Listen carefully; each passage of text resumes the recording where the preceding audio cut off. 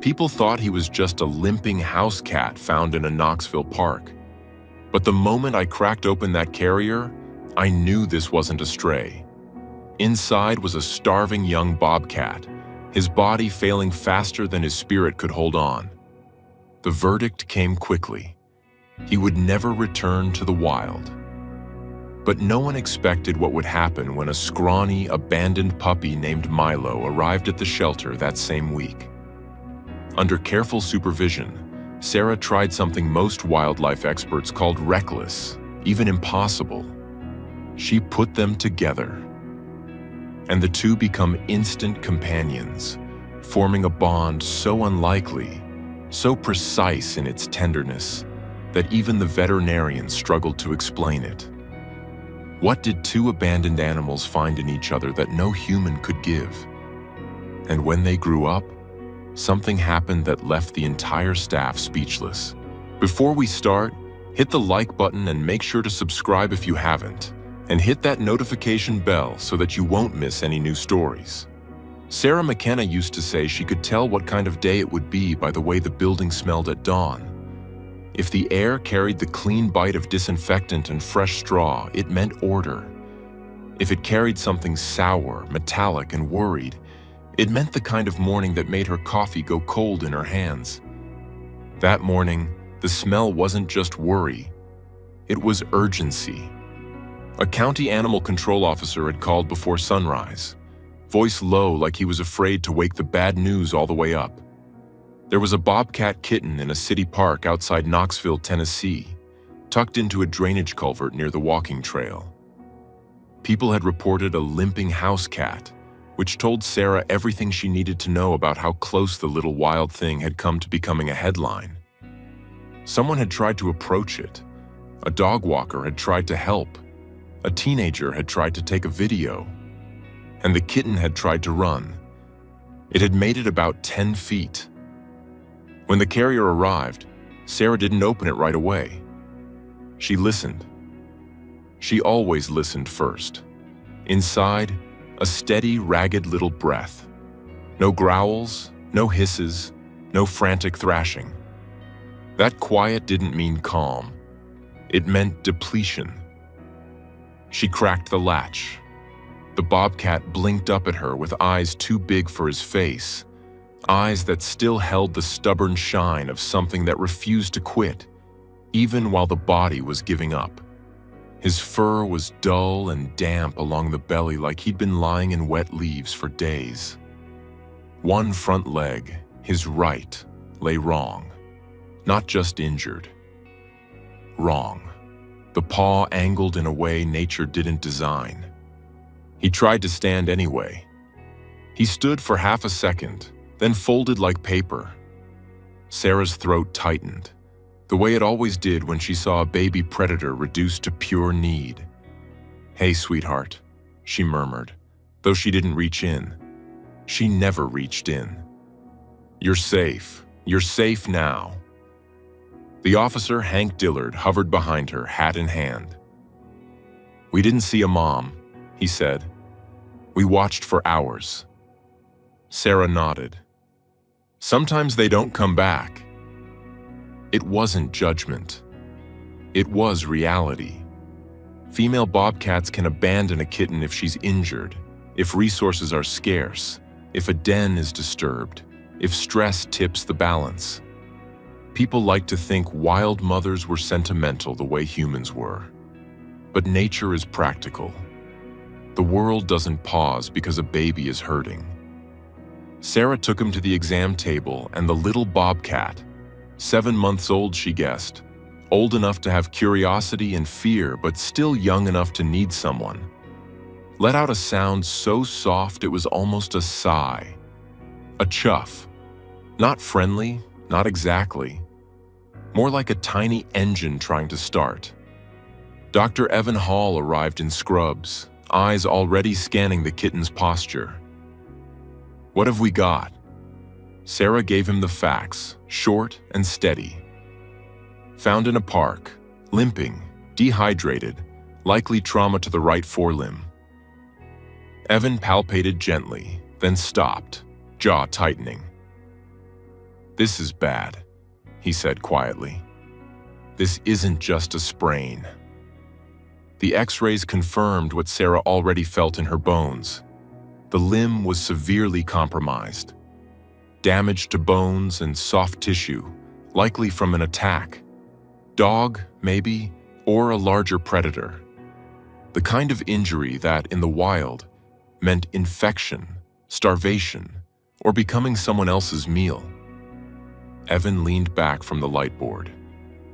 Even if we stabilize, he's not a release candidate with that limb.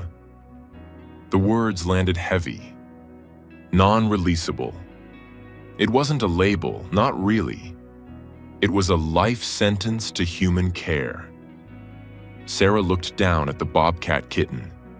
He stared back, pupils wide, breath shallow, refusing to look away. "Then we do what we do," she said, voice firm even as her chest ached. "We give him a life worth living." They named him Cracker, partly because his fur was pale and sandy, and partly because when he finally found the energy to protest, he made a sound like a snapped twig, sharp, quick, offended. Sarah didn't call him my baby. She didn't pretend he was a pet. But she did learn his rhythms, and over the next days she found herself thinking about him the way you think about a storm on the horizon. Always in the back of your mind, always measuring whether you've done enough to prepare. Cracker's first week was a balancing act between medicine and mercy. Fluids in small, careful amounts. Pain management, antibiotics. Warming. Quiet. A darkened enclosure with a hide box so he could feel invisible. Predators hate feeling watched when they are weak.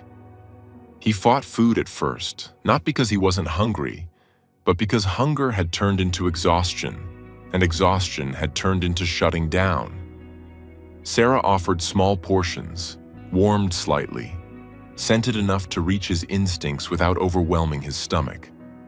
She sat on the other side of the barrier and spoke softly, not to tame him, never that, but to let him know a calm presence existed in the world again. On the third day, he ate on his own. Sarah didn't cheer. She just breathed out slow, like she'd been holding her lungs tight for 72 hours. She wrote it on the whiteboard anyway. Ate on his own. As if the letters themselves could anchor him to life. But the limb was still a problem. Cracker tried to move like a bobcat, tried to stalk, tried to hop, and the damaged leg betrayed him every time. The frustration in his body showed up as sudden, fierce bursts of anger. He'd slap the ground with his good paw. He'd hiss at the wall. He'd glare at Sarah like she had personally insulted him. And then, one afternoon, when Sarah was changing bedding, she heard a new sound behind her. A soft whine. Not from Cracker. From the hallway outside the Bobcat ward. A volunteer named Janet poked her head in. "Sarah," she whispered, "we've got a puppy in intake and he's kind of a mess." Sarah washed her hands and walked to the front room where the shelter transfer sat in a crate. A border collie pointer mix puppy, black and white with speckled legs, about the same age as Cracker. Big ears, too thin body, eyes that looked like someone had left the porch light on inside him. The tag read, Milo. "He's from the county shelter," Janet said. "Owner surrender. They said he was too much." Sarah crouched near the crate. Milo pressed his nose to the bars, tail thumping like he was trying to wag away his own sadness. He licked Sarah's fingers the moment she offered them, gentle and hopeful. Evan walked in, took one look, and sighed. "Don't tell me you're thinking what I think you're thinking." Sarah stood. "I'm thinking about Cracker." Evan's eyebrows lifted. "A puppy and a bobcat?" "Not together unsupervised," Sarah said quickly, already hearing the objections people would throw like stones. But in rehab settings, a calm, confident dog can sometimes help stabilize a young wildcat, especially one that's isolated and stressed. It's not common. It's not a trick. It's careful, controlled, and only if the dog's temperament is right. Evan rubbed his forehead. "And if it's not right?" "Then we stop," Sarah said, immediately. The truth was, Sarah didn't like improvising with lives, but she also knew solitary stress could wreck a young bobcat's progress, especially one already facing a permanent disability. Cracker couldn't go back to the wild. That meant he needed a stable mind as much as he needed a stable body. They did it the right way. Quarantine, vaccinations, vet clearance, parasite prevention, temperament testing. Milo proved himself again and again. Curious, not predatory. Responsive, not frantic. Bold, but with a soft mouth and gentle approach. The first introduction wasn't a cuddle moment. It wasn't a viral clip. It was science and caution and respect. Sarah brought Milo on a leash to the outside of Cracker's enclosure. Cracker was inside, perched on a low platform, body tense like a coiled spring. He hissed the moment he saw the dog, and his good paw slapped the floor. An instinctive warning, the bobcat equivalent of, "Don't you dare." Milo froze, ears forward. He did not lunge, he did not bark. He simply looked, then lowered his body slightly, tail wagging slow, offering the universal dog language of friendly interest. Cracker hissed again, louder. Milo sneezed. It wasn't on purpose. It was just a puppy sneeze. Dramatic, full-bodied, as if he was offended by the air itself. Cracker blinked. Sarah couldn't help it. A tiny laugh escaped her, the first one she'd had in days. The tension in her shoulders loosened by a fraction. They repeated that introduction for several days. Barrier between them. Short sessions. Calm rewards for Milo. No pressure for Cracker. And then something shifted. Small, but real. Cracker stopped hissing immediately. He started watching. Not with fear, with calculation. On the next session, he made a soft chuff as Milo lay down near the barrier and sighed like he'd been waiting his whole life for a friend. Sarah's eyes stung. She pretended it was dust. Once Evan gave the green light, they tried the first controlled shared space. A neutral, secure pen with multiple escape options. Milo on a loose leash, Sarah and Evan present, gloves on, boards ready, hearts in their throats. Cracker came out first, moving stiffly, injured limb tucked close. He circled, keeping distance, eyes never leaving Milo. Milo sat, tail wagging, posture soft, as if he understood this wasn't a regular dog park introduction. When Cracker approached, Milo didn't thrust his face forward. He turned his head slightly. Polite dog manners, giving space. Cracker sniffed Milo's shoulder. Milo held still, trembling with excitement but staying obedient like he'd been born for this moment. Cracker chuffed again, then rubbed, just once, his cheek against Milo's neck, quick as a stolen secret. Sarah's breath caught. Evan's eyes widened. Milo didn't move. Then, slowly, he leaned his head down and touched his nose to Cracker's ear. An affectionate gesture, controlled, gentle, as if he sensed how fragile this trust was. And just like that, the impossible became real. Over the following weeks, their bond didn't merely exist, it grew roots. Milo learned to move like he was tiptoeing through a church. He learned that bobcat ears flicked back meant too much. He learned that bobcat play didn't look like dog play, and that a wagging tail didn't always translate. Cracker, for his part, learned Milo's goofy signals. He learned that the play bow, front end down, rear end up, wasn't an attack. At first it confused him. He'd hiss and slap the ground, offended by the dog's strange posture. But Milo would immediately roll onto his side, exposing his belly, signaling submission. Cracker would pause, as if the concept of a creature voluntarily surrendering a vital spot was so bizarre it required a full mental reboot. Then Cracker would pounce, carefully, more clumsy than fierce, and Milo would wiggle like he'd just won the lottery. Sometimes they mimicked each other's sounds. Milo would do a soft woof, and Cracker would answer with a tiny chuff. Cracker would make a chirping trill, and Milo would tilt his head and try to copy it in his own silly canine way, producing a noise that sounded like a squeaky toy being stepped on. It would have been funny if it wasn't so tender. And then the heart-wrenching part came, the part no one could have scripted. Cracker had to be introduced to other bobcats. Even a non-releasable bobcat needs to see and smell his own kind. He needs to keep those instincts alive, the boundaries, the signals, the wild language written into his bones. But adult bobcats are solitary. They don't accept strangers easily. So introductions were careful and gradual, always under supervision, always with safety measures.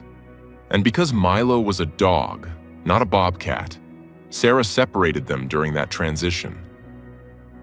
Just for a bit, she told Milo, as if he could understand English the way he understood heartbreak. You'll see him soon. Cracker was moved to a different enclosure across the facility, one that allowed scent exchange through partitions. The plan was 2 weeks of gradual exposure, 2 weeks of building tolerance. 2 weeks doesn't sound long to humans. To a dog who measures life and who's beside him, it's an eternity. The first day, Milo paced. The second day, he sat by the gate and stared at the path where Cracker used to appear. By the fourth day, he stopped eating with his usual enthusiasm. By the sixth day, he carried one of Cracker's old enrichment toys, a thick, knotted rope, around like it was a sacred relic. He wouldn't let go of it. He slept with it tucked under his chin. Sarah tried to distract him with walks, puzzles, gentle training sessions. Milo did them because he wanted to please her, but his eyes kept drifting back to the empty enclosure. At night, the facility quieted down. That's when Milo's sadness grew teeth. He'd whine softly, not loud enough to be a nuisance, but steady enough to pull at Sarah's soul like a thread. She'd sit near him sometimes, hand resting on his back, feeling the way his ribs rose and fell with that stubborn, aching loyalty. Evan found her there one evening, long after closing time. "You're attached," he said gently. Sarah looked at Milo, then at the empty space where Cracker's shadow used to move. "I'm responsible," she corrected. Evan didn't argue, because in rehab work, responsibility and attachment often lived in the same house and shared the same bed whether you invited them or not. Meanwhile, across the facility, Cracker was dealing with his own kind. He hissed, he ground-slapped, he puffed up until his little body looked twice its size. He displayed every instinct he had, every boundary, every warning that said, "I'm still wild, I'm still a bobcat, I'm not yours to rearrange." Sarah watched through the observation window and felt both pride and pain. Pride because Cracker still had it, that feral spark. pain because she knew how lonely that spark could be in a life lived behind fences. 2 weeks passed like slow rain. On the 14th day, Sarah finally made the call. "We're bringing him back for a visit," she told Evan. "Short, supervised, controlled. Milo's not himself." Evan nodded. "I trust your read." The reunion wasn't set up for drama. It was set up for safety. Neutral pen, multiple staff, Milo on a leash. Cracker brought in a carrier to reduce stress.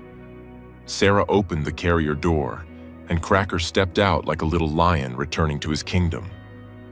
He moved stiffly, injured limbs still compromised, but his posture had changed. There was more muscle now, more confidence, more Bobcat. Milo saw him and went utterly still. For one terrifying second, Sarah worried the separation had changed them. That Milo might rush. That Cracker might interpret it as threat. That the bond might snap under the weight of instinct. But then Cracker lifted his head, nostrils flaring. He chuffed, soft, unmistakable. Milo made a sound that was half whine, half sob, and tried to pull forward. Sarah held the leash firm, keeping the greeting slow. Milo approached carefully, as if he'd been practicing patience in his dreams. He lowered his head and touched his nose to Cracker's cheek, then backed off a step, asking permission. Cracker answered by rubbing his face against Milo's muzzle. Longer this time. Deliberate. A scent-marking gesture. A recognition. Milo's tail wagged so hard his whole back end wobbled, but he didn't pounce. He didn't overwhelm. He licked once, tiny, respectful, and then lay down, offering his side like a peace treaty. Cracker stepped over him and settled against Milo's shoulder, pressing close, eyes half-lidded. He made a rumbling purr that surprised everyone in the pen, because bobcats don't purr like house cats, not usually, not in that relaxed way. But there it was, vibration through a wild body that had decided, against every rule, that this dog was safe. Sarah felt her eyes fill. Evan turned away like he needed to check a clipboard. Janet pressed a hand to her mouth. And that was the moment 2 weeks later that shocked everyone. Not because it was flashy, but because it was real. A wild animal remembering. A domestic animal holding back instinct to protect a fragile trust. A bond surviving absence, surviving change, surviving the hard edges of nature. After that, Sarah sat down with the file she'd kept on Cracker since intake. She reread the notes she'd almost forgotten to write in the chaos. Found injured in park. Severe limb trauma. Dehydration. Exhaustion. The story had started with pain. But there was more to the file now. There was a newer truth. Cracker's injury wasn't just physical. It was a kind of social injury too. A kitten who'd likely lost his mother, lost his safety, lost the simple comfort of another heartbeat nearby. Milo had filled that gap in a way no human could, because humans, no matter how careful, are still human. Dogs speak a body language that wild felines can read, sometimes more easily than they read us. Under supervision, Milo stayed close during Cracker's physical therapy sessions. Milo learned to walk slower so Cracker could keep up. Cracker learned that water wasn't evil because Milo splashed in a shallow tub like it was the greatest joy on earth. Cracker even started stepping into it, pawing at the surface with cautious fascination, then looking at Milo like, "Are you sure this is allowed?" Milo's confidence pulled Cracker forward. Cracker's wildness kept Milo humble. They still had challenges. Sometimes Milo's play posture confused Cracker and triggered a hiss. Sometimes Cracker's sudden Bobcat-style pounce startled Milo into a quick retreat. But instead of escalating, they learned each other. They rewrote the rules between species, one careful day at a time. And through it all, Sarah kept the story honest. Cracker was not a pet. He was a non-releasable bobcat with a damaged limb and a living mind that needed enrichment, boundaries, and respect. He would never be safe in an ordinary home. He would always need secure habitat, specialized care, and people who understood that love doesn't mean possession. Milo was not a miracle cure. He was a companion under strict oversight, a calming presence used thoughtfully, the way rehabbers sometimes use steady dogs to help young wildlife stabilize. Never as a shortcut, always as a tool with limits and responsibility. The real miracle was what both animals chose, again and again, inside those limits. Months later, as Cracker grew into his larger enclosure and began meeting other bobcats more consistently, his instincts showed strong. He could hiss like thunder. He could ground slap like he meant it. He could posture and assert boundaries the way a bobcat should. Seeing that made Sarah breathe easier because it meant Milo hadn't erased the wild in him. Milo, meanwhile, matured into a steady, bright-eyed young dog who seemed to understand his job without anyone naming it. He learned when to be playful and when to be quiet. He learned that gentleness could be strength. Sarah began talking with a colleague about companion care roles, about how a dog like Milo could help other stressed juvenile rescues, under the same strict rules, in the same controlled environment. One late afternoon, Sarah stood by the fence and watched them rest together in the shade.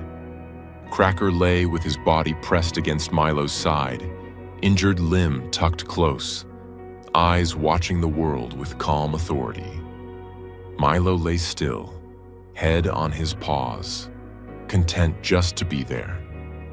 Every so often, Milo would glance at Cracker like he was checking the most important thing in the world. Janet walked up beside Sarah. "It's still hard to believe," she whispered.